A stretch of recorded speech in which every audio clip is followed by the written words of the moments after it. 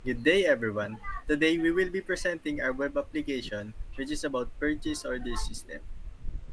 We will begin with the login page, which will be explained by John Lee. So for the login page, you simply just add your username and your password in the text box.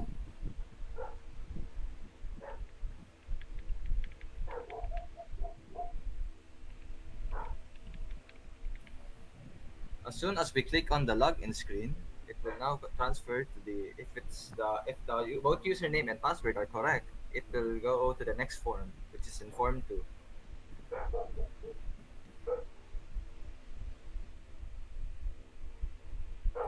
For the coding part, so we it's a very simple just a very simple string and using an if statement.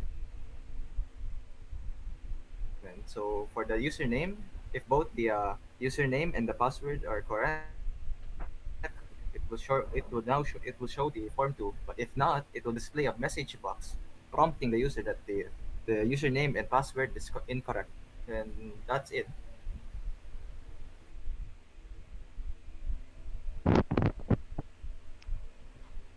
Form 2 na.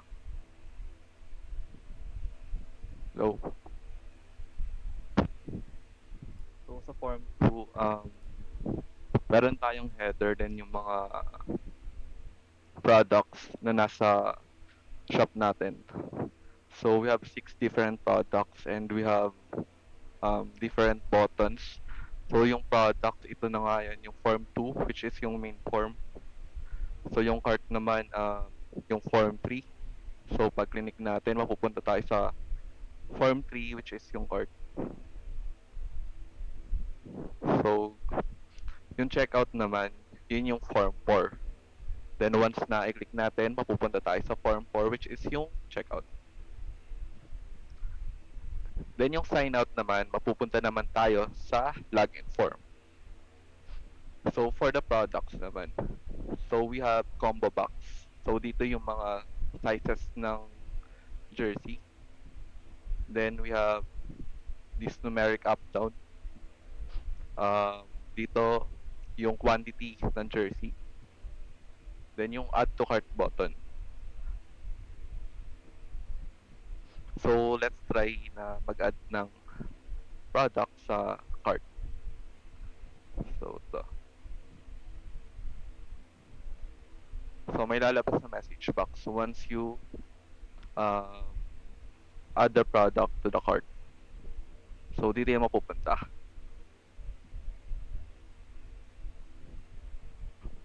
So let's try na mag-add ng 10 product. I mean 10, yes, 10 products sa cart.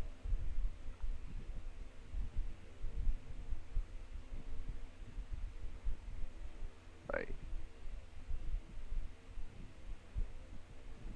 So yun nga pala, pag wala kayong input na size and quantity, may lalabas na error.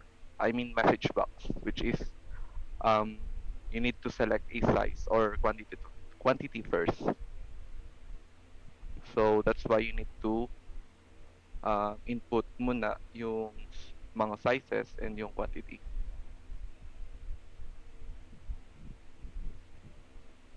So add tayo ng 10 sa cart.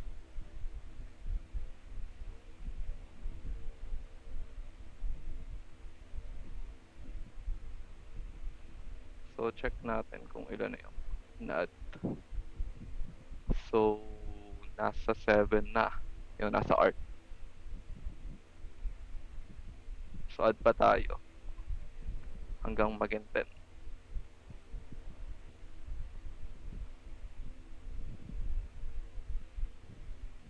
So yun. So once na 10 na yung nasa cart, may lalabas na message box which is your cart is already full. So yung ma-add lang na items sa cart is 10 lang. So if you want to order again, you need to have another separate order. So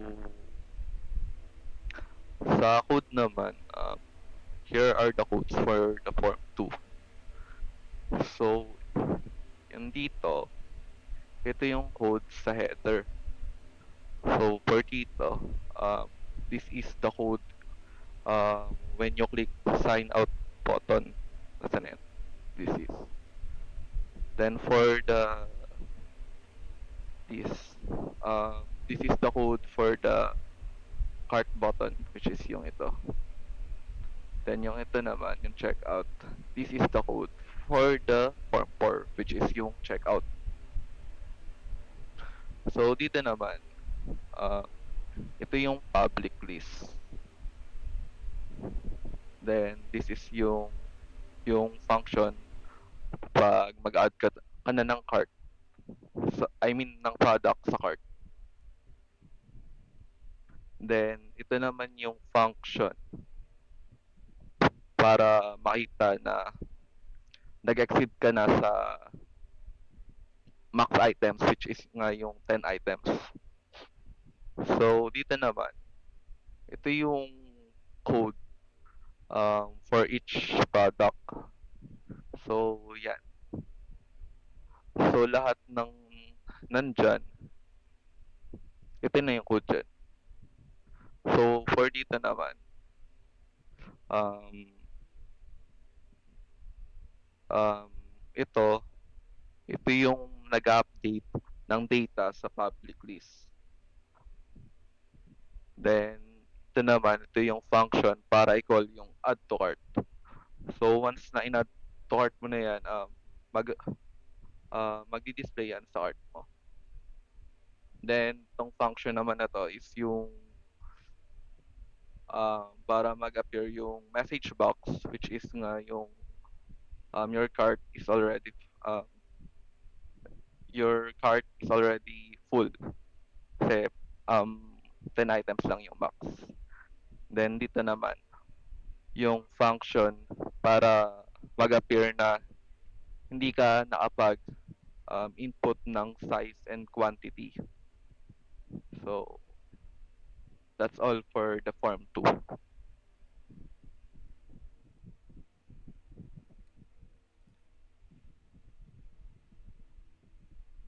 Form 3. Mr. Cayetano. Sa cart, sa cart. Sorry. So, sa cart naman is meron tayong yung header pa rin is nandun pa din, and meron tayong this parang container dito na items on cart.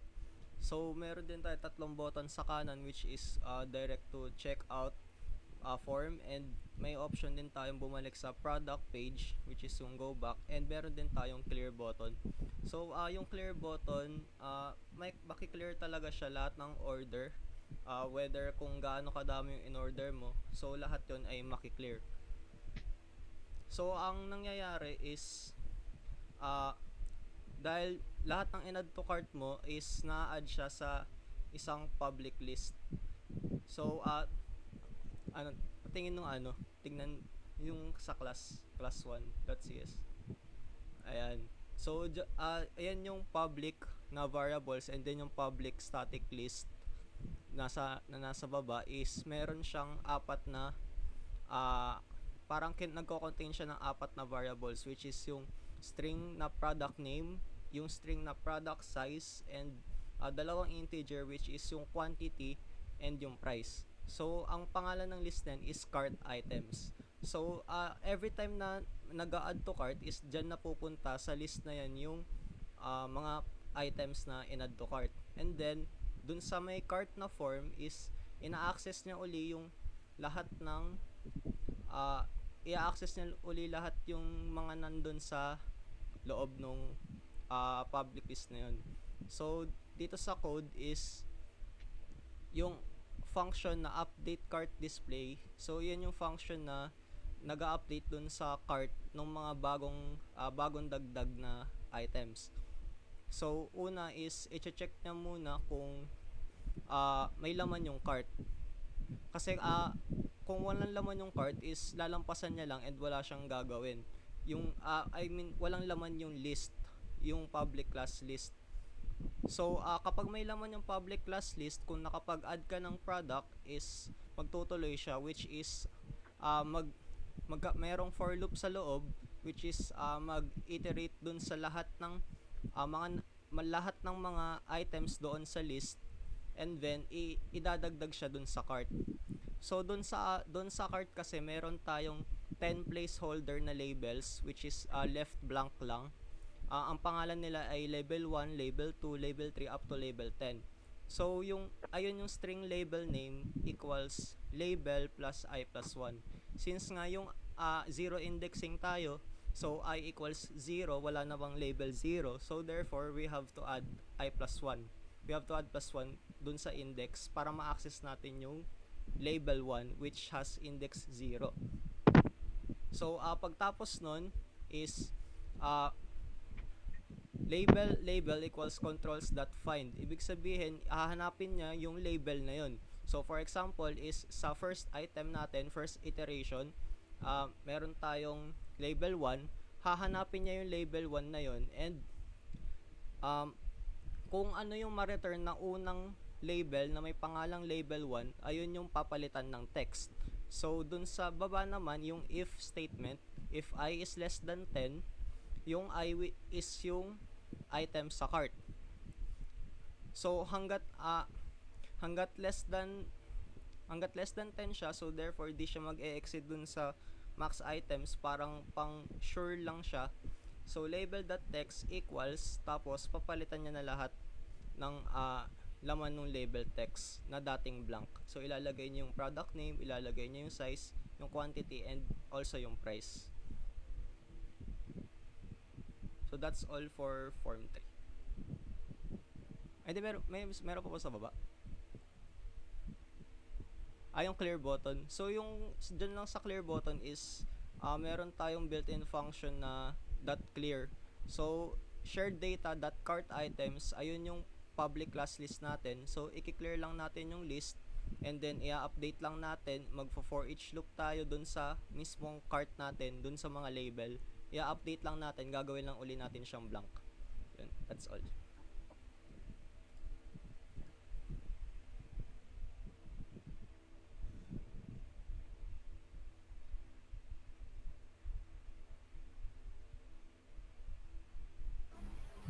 So dito na po tayo sa form number 4, which is the checkout po. And nandito rin po yung mga, as the same, yung in-explain po sa kanina, nandun po yung mga button sa taas, which is product, cart, checkout, and sign out. Tapos dito naman po, dito po lalagay ng mga customers yung pangalan nila, yung contact number. Tapos dito rin po magdi-display yung total price, yung in order po nila sa products, which is napunta rin po sa cart noon. Tapos pati yung quantity rin po na nilagay nila. Tapos dito po pwede po silang pumili sa form of payment sa baba. And then po, as well as the button for confirm order or cancel order.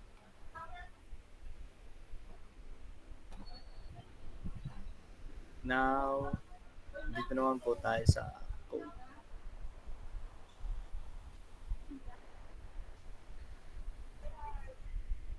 So, dito sa code po, sa panguna, which is yung function for getting the total price, dyan nag-call po sa mga variable para i-total po yung mga nakuha po doon sa cart. Yung second po, dito sa function for changing the text in the price of quantity automatically. Dito po sa confirm order button, dito po lalabas yung mga error pag hindi po na-input yung mga sa text box po dun sa form po. For example po dito sa text box 1, which is the name, mag-error po siya pag mali po yung na-input. And for the text box 2, which is the number. And sa pangatlo po,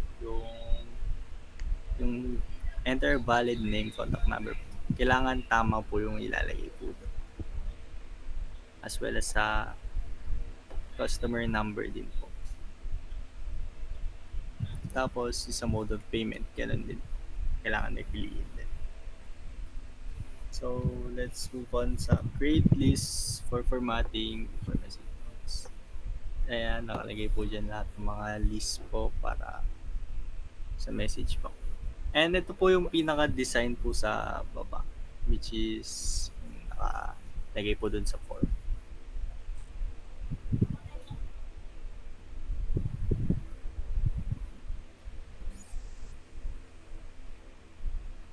So, yun na naman po yung nakalagay po sa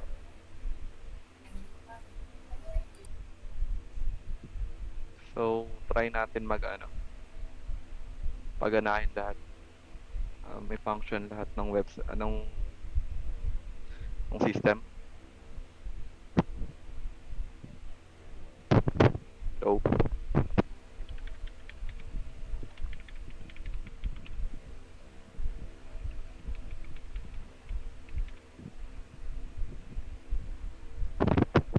so input tayo ng let's say may umorder.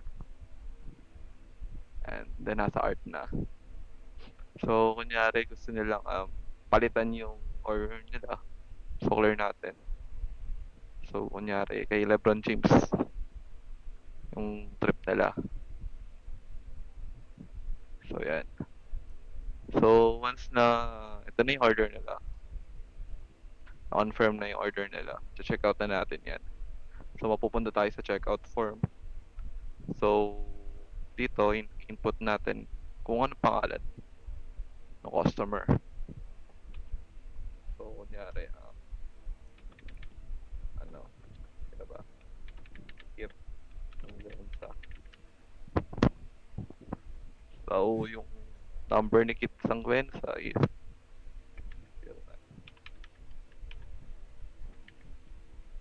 yan. Then yung form of payment, let's say cash. So once you click the confirm order, may lalabas na message box, which is yung parang receipt na rin nila. So that's all. Yun na po yung system namin. Thank you for listening po.